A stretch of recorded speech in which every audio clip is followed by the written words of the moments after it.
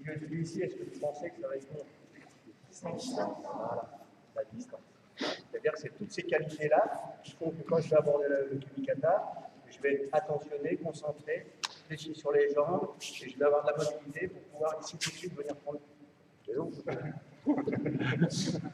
pour pouvoir prendre la bouche.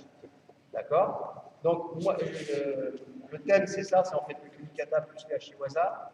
Et je pense qu'il faut qu'on soit très très rigoureux avec nos élèves par rapport au Kumikata. Parce que c'est ce qui va préparer tous les mouvements, la réussite des mouvements. Si on n'a pas un bon Kumikata, les mouvements ne fonctionneront pas bien.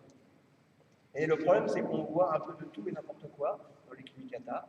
C'est-à-dire, par exemple, vous avez une garde à droite et vous avez des pieds à gauche. Des choses comme ça.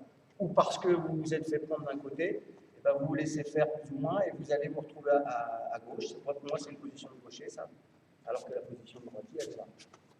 D'accord? Et puis, vous avez retrouvé vos élèves. Alors, souvent, une fois, je prends à droite, une fois, je prends à gauche, et on ne sait pas pourquoi.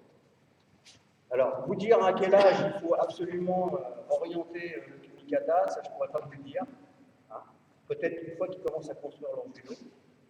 Parce que moi, je ne suis pas du tout d'accord à ce qu'on prenne à droite, à gauche, à droite, à gauche. Il y a un moment où on prend une garde dominante, mais par contre, oui, les inciter à attaquer de l'autre côté, ça, c'est super important. Est-ce que vous êtes d'accord? Donc, il faut qu'on soit très, très pointu avec nos élèves, hein, pour ceux qui ont été au Japon et pour ceux qui vont y aller. Vous voyez, alors même si c'est pas compliqué, il faut quand même s'en inspirer, hein, parce que quand même, dernier cheval du monde, 15 médailles, et là au jeu 12 médailles, il y a quand même quelque chose qu'il faut quand même qu'on prenne là-haut. Même si nous on est pas mal, il faut qu'on prenne l'exemple. Hein, c'est très simple, les jeunes à 5 ans, 6 ans, 7 ans, ils savent qu'ils rencontrent un droitier, c'est ça, ça. Ils prennent un gaucher, c'est ça, c'est ça. Voilà. Donc je pense qu'il faut qu'on essaye d'en s'en inspirer et non pas essayer de commencer déjà avec des benjamins, des lignes, la carton croisée, etc., etc. Parce qu'après, les bases, les sensations ne sont pas les mêmes. Et pourquoi je ne suis pas trop d'accord pour une fois d'un côté, une fois de l'autre? Alors parfois, il y a des champions, hein, comme il y a un champion géorgien qui prend comme ça de temps en temps. Mais les sensations, on ne peut pas avoir les sensations de défense à droite et à gauche. Hein, on a des sensations de défense, parce qu'on est droitier, on a des bonnes sensations. Ça ne nous empêche pas d'attaquer de l'autre côté. Bon.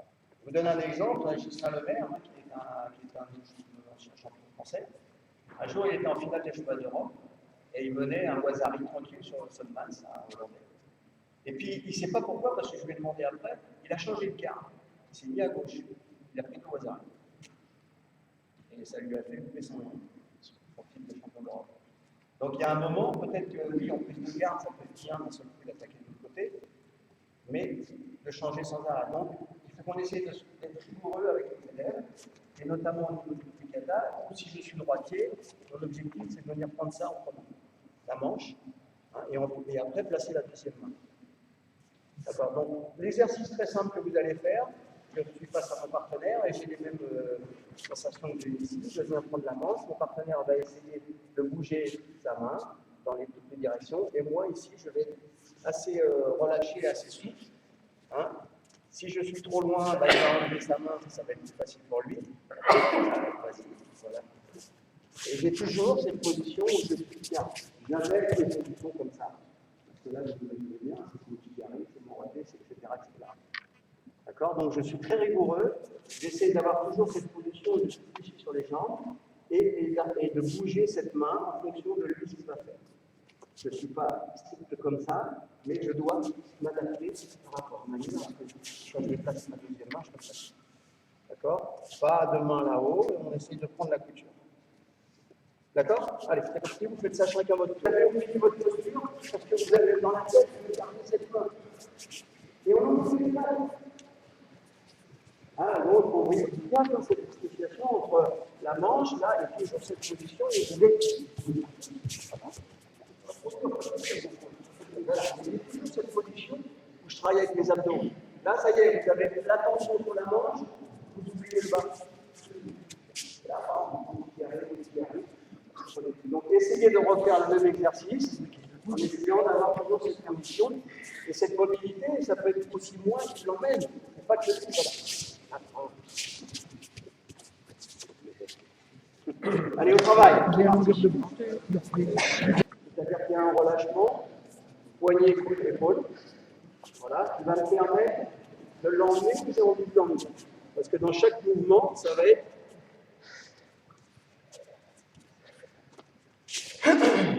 être mon déséquilibre, ça va être action-réaction.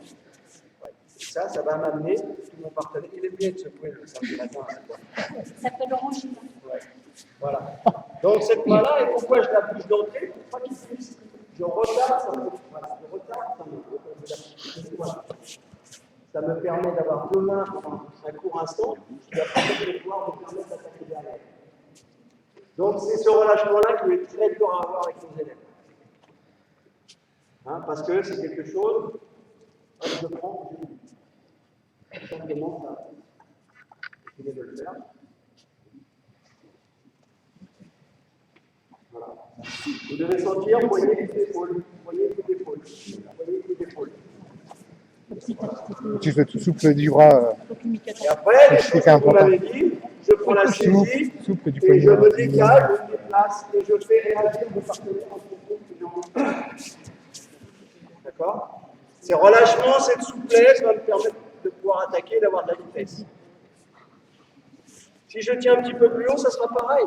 Je bougerai, parce que je ne vais pas prendre tout le pied. Même ça. Voilà. Mais je dois absolument avoir une action sur mon partenaire. Et il a monté la main au-dessus de l'épaule. Je prends et j'attends. Je prends, mais je suis actif. C'est moi le patron, c'est moi qui dois décider des choses, c'est moi qui dois décider de son déplacement. C'est pas lui. À partir du moment où c'est lui qui vous emmène, vous êtes déjà pas négatif, mais vous êtes déjà dans un déséquilibre, etc. Donc c'est ce qu'il faut apprendre à chaque fois qu'il y a un de vos élèves qui va prendre la saisie, que ce soit pour Uchikomi ou pour travailler. Parce qu'ici, là, toujours. Je vais faire Uchikomi, par exemple, partir avec une sonde de blanc, pour la manche. Voilà. Ici, je me rends disponible. Parce que c'est mes actions et mes réactions. D'accord? Voilà. Là, je suis prêt à attaquer. Donc, on essaie toujours d'avoir beaucoup de mobilité sur cette main-là. Hein, c'est cette main-là qui va me permettre de faire Uchimata, Uchigari, Osoto, Aregoshi, Kayotoshi, etc. S'il n'y a pas ce relâchement à ce niveau-là, eh ben, le judo, on aura un petit peu plus de mal à vivre. Allez-y, essayez. En France, on a le petit souci, c'est qu'on ne fait pas assez répéter. C'est-à-dire que notre culture des jeunes, ils sont un petit peu moins attentionnés. Hein, je l'ai entendu hier parce que je suis venu faire l'intervention ici. Il y a un problème d'écoute des jeunes. Hein, et ça, c'est un problème de discipline. En fait. Mais je suis allé dans un club il n'y a pas très longtemps et j'ai vu que ce travail a été fait. Donc on est capable de le faire en France. Je ne vois pas pourquoi à l'étranger on peut faire. Je suis allé dans un club et j'ai vu que ce travail a été fait. Il y a des gosses qui faisaient bien le judo et qui faisaient plus ce travail d'ouverture à chaque fois. Donc c'est possible à faire. Hein, comme on discutait avec Ludovic hier, hein, un club, c'est les profs qui font tourner le club. C'est vous qui devez donner les instructions. Si on vient me dire, ouais, les gosses, ils ne saluent pas le tapis, etc., ben, c'est reparti la faute du prof. Parce qu'on ne doit pas les lâcher. Et si on les lâche, notre sport est foutu. On est bien? Donc moi, je me bats, je fais le flicard. Ouais, des fois, ça me saoule de faire le flicard, et pourtant avec des gens de l'équipe de France, etc. Mais je crois qu'on a des bases de notre sport qui sont super importantes. Il ne faut pas qu'on les lâche, il ne faut pas qu'on dérive. Et c'est grâce à vous, tous, qu'on va réussir. Ce n'est pas une personne à la Fédé qui va vous dire, attention, la culture c'est ça, il faut le faire. Non, c'est nous. Les anciens doivent montrer aux jeunes, et les jeunes, là, vous devez y aller. Vous devez absolument mettre cette discipline dans notre sport qui est très importante. Il y a le salut du tapis, il y a le retard. Je m'excuse quand j'arrive en retard, ou excusez-moi plutôt. Il ne faut pas qu'on lâche tout ça. Ça fait la force de notre vie. Et croyez-moi que les parents, vous avez certainement dû avoir l'occasion, qui viennent vous remercier parce que vous arrivez à les tenir. Alors que nous, à la maison, on n'arrive pas à les tenir. C'est vrai ou pas? Oui. Voilà. Donc, je continue sur le kata. Ça sera exactement la même chose si je rencontre un gaucher. Le gaucher va se dans une position opposée. Donc, elle va aller chercher la manche, elle va se. Donc, Donc je viens prendre cette main-là, et même chose, je vais avoir de la mobilité pour venir prendre la main. D'accord? Lui, il va poser peut-être sa main là, hop, je l'enlève. Toujours de cette mobilité et ce déplacement, et toujours cette attention au niveau de mes appuis. Là. Si je commence à me déplacer comme ça, vous voyez ce que Il a travaillé. Il a travaillé. C'est un malin. D'accord? J'ai cette attitude. Hein, je ne suis pas comme ça avec un droitier, parce que pas avec un gaucher, parce qu'il va tout de suite me prendre la manche. Voilà, j'ai cette attitude. Ça ne va pas loin. Cette attitude, c'est ici, je vais venir me déplacer, et ma première main là qui va se passer, il va monter là. Voilà. Et je prends la main. Et après, on décale. Paramédical comme ça. Toujours, voilà. Tout ça. T'inquiète pas, je te fais là. Allez, au travail. C'est parti. Et je continue à aller dans les clubs parce que dans la Ligue PACA, ma ligue d'adoption, parce que ma vraie ligue c'est ici. 31 ans que je suis à l'ESO. J'ai commencé dans l'Essonne, avec la présentation. J'ai commencé dans l'Essonne et après je me suis venu au club en 85 ici à l'ESO et je suis toujours au club. Et ma ligue d'adoption c'est la Ligue PACA, puisque je travaille là-bas. Et les hauts gradés, on se déplace dans les clubs en fonction des demandes, justement pour faire des interventions techniques dans les clubs. Donc je suis toujours au contact des élèves, toujours au contact des gosses. Alors, un cours de gosse, un cours d'adulte. Donc j'essaie toujours de me... Et comme je fais partie de la formation, j'ai intérêt à être proche du terrain. Je ne suis pas dans ma tour d'ivoire en donnant des conseils et en disant il faut faire ci, il faut faire ça. J'apprends tous les jours, je contacte les profs, les élèves. Donc sur le Kumikata, après, le Kumikata c'est bien, une fois que vous avez la garde, la saisie, peut-être que lui va vous faire lâcher par exemple la manche. Voilà, par exemple. Donc si j'attends trop, lui il a deux bras et moi j'en ai deux bras, moi lui il est plus positif que moi. Donc l'intérêt c'est tout de suite de préparer le mouvement, c'est-à-dire pendant que je vais prendre la saisie, si je par exemple un petit sac de main, il est quand même facile.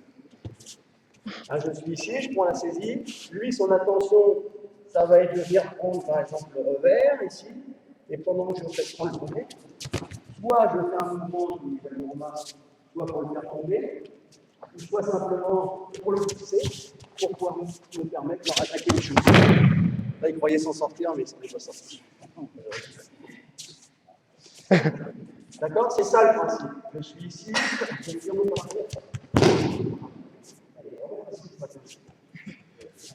D'ailleurs, le principe, c'est j'associe le Kumikata avec, par exemple, un balayage, soit je réussis mon balayage, soit simplement une utilisation pour pouvoir attaquer le chose. C'est ça qu'il faut qu'on essaie de faire passer. Prise de saisie, mobilité et préparation. Je n'y arrive pas, hop, je fais autre chose. Voilà, on met tout de suite. Parce que lui, son attention, je suis ici, son attention, c'est de venir ici. Parce qu'il ne se sent pas à l'aise avec moi. Donc moi, pendant que son attention, elle est là, j'en profite. Voilà, par exemple, là, s'il tombe comme ça, c'est une raison de boussole tout de suite. C'est-à-dire que c'est moi qui suis le patron. C'est pour ça l'intérêt de savoir bien travailler tout ce qui est les hachis. Hein, Okano est venu l'année dernière, je ne sais pas si il y en a certains qui ont eu l'occasion de le voir, qui est un très grand champion japonais, qui a été champion olympique, mais surtout qui a été 2 fois ou 3 fois champion du Japon de toute catégorie, en faisant 80 kg. Et je lui ai demandé comment il faisait pour, justement avec les enfants pour leur apprendre le judo. Lui, il m'a dit, il nous a dit, puisqu'on était plusieurs, il commence des mouvements sur les 2 jambes, c'est-à-dire tout ce qui est Borote Senagi, Stagatoshi, etc. Et après, tout de suite, il passe au hachi. Parce que c'est vrai que c'est très important ce travail avec les hachis, ça prépare, ça fait tomber, et puis ça lui permet d'envoyer d'autres mouvements. Donc là, le thème, c'est je prends la saisie et tout de suite, j'intègre les hachis. Donc je suis ici, mais toujours cette mobilité là. Même si c'est simplement, je rate, ça me permet d'enchaîner. Je suis ici, j'enchaîne. Mais pas simplement la saisie, parce que vous êtes ici, là, bah lui, si vous attendez, bah, il ne va pas se laisser faire, il va faire lâcher là. Voilà, et puis là, je repars à zéro. Non, il faut au contraire profiter, vous avez été assez rapide. Peut-être 3 mouvements. Ça peut être ici, ça peut être ici, ça peut être ici. Il a défendu quand même là. D'accord? Donc je suis ici, toujours cette attention. Mais toujours ce décalage et cette accélération. Ce n'est pas quelque chose qui va être lent. C'est quelque chose qui va être agressif, rapide. Action, réaction. Ok? Allez, vous essayez, ça discute, c'est bien, mais profitez qu'il n'y a que vous. Vous pouvez vous occuper que de vous aujourd'hui. Hein? C'est les seuls moments où vous pouvez faire du judo pour vous. Donc profitez-en à essayer de mettre à 100% la séance. Je sais qu'on est content, on discute, etc. Mais c'est vrai que c'est les rares moments où vous faites du judo pour vous. C'est vrai ou pas? Et ça m'a fait la même chose, moi, parce que quand j'ai arrêté le Pôle France à Marseille, donc je travaillais ailleurs, je me suis dit, mais comment je vais faire pour m'entraîner? Parce que de temps en temps, j'aime bien aussi un petit peu aller à la bagarre. Et donc, je me suis dit, régulièrement, je vais aller au Pôle France, au centre régional, pour m'entraîner pour moi. Voilà. Peut-être aussi donner des conseils à des plus jeunes, mais aussi pour moi, penser qu'à moi. Parce que sinon, on oublie très très vite, quand on est enseignant, je montre aux enfants, je dis, mais il y a un moment où vous faites même plus de randonnée que rien du tout. Et donc là, il y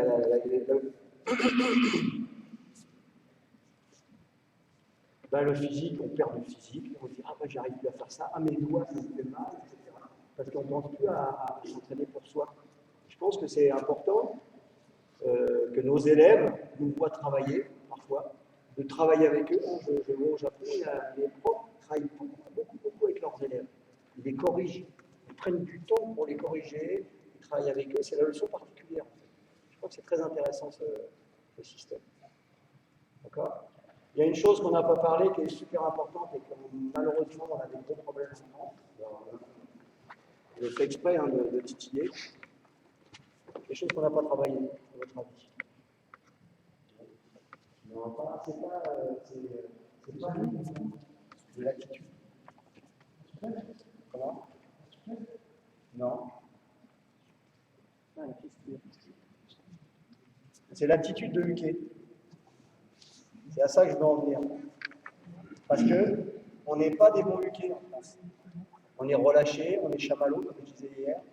Il n'y a pas une attitude où il y a un échange et j'ai envie de faire travailler mon partenaire.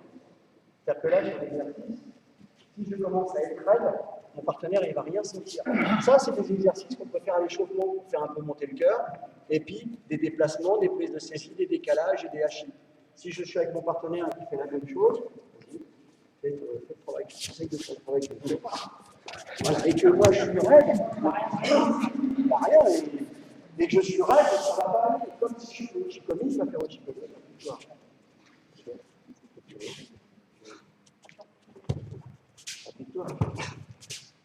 Si moi je suis carrément ou trop mou, ou pas assez mou, ou trop dur, ça ne va pas le faire. Donc, je vais aider mon partenaire, je vais contracter mes abdos, et quand il va me développer, voilà, je me mettrai dans une position favorable pour lui. C'est-à-dire, voilà, je vais le mettre sur les jambes, et pour lui, c'est un régal. Si ça devient une corvée de faire un mouvement, j'apprends pas bien. Donc là, dans l'exercice que je vous propose, je suis relâché, mon partenaire travaille. Voilà. Je le plie. Voilà. Là, par exemple, on m'a emmené, mais parce que lui m'a emmené. Voilà. Et là, vous voyez. Là, après, c'est à lui de trouver la solution technique. Mais je ne suis pas là, vas-y.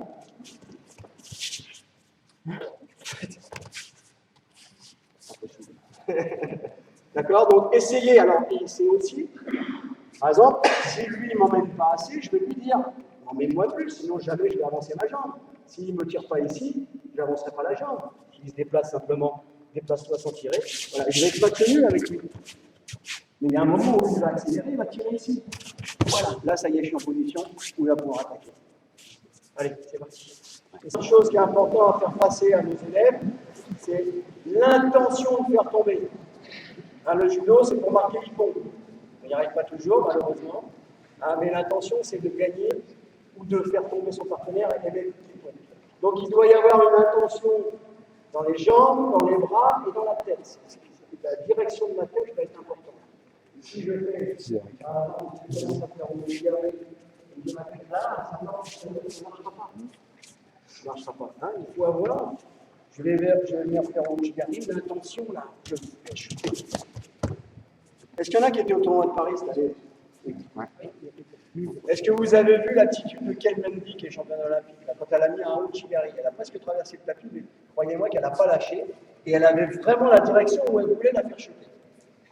Voilà, c'est ça, l'intention de faire chuter mon partenaire. Et après, il y a le travail des bras. C'est-à-dire que, par exemple, si j'enchaîne, je vais enchaîner mon Chigari, par exemple, c'est ça mon Chigari, mes mains elles vont aller là, mais par contre, si j'enchaîne le Chigari, mes mains elles vont changer. Mon intention, elle va changer. D'accord? Je fais des agourmas. Mon intention, si je reste ici, c'est pas faire des agourmas, ça. Il manque quoi? Voilà. La rotation.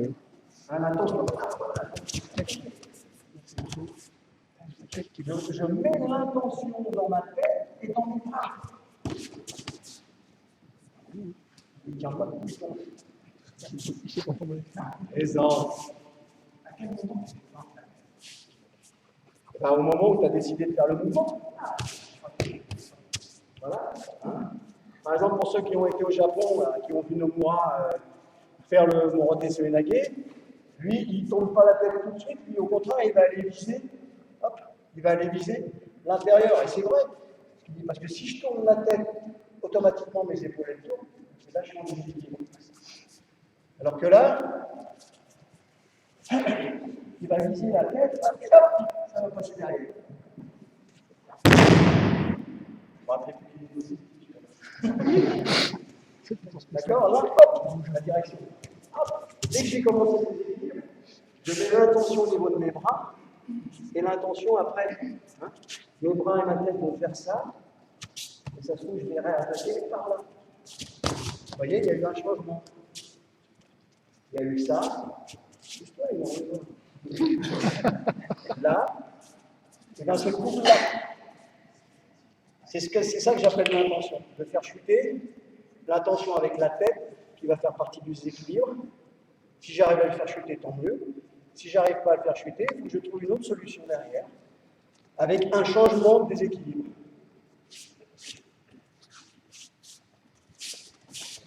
Ici, je vais faire tout ce qu'il y avait, et après, hop. Tranquille. La direction, elle était là, et après elle vient là. D'accord? Allez. On essaye, dernière chose.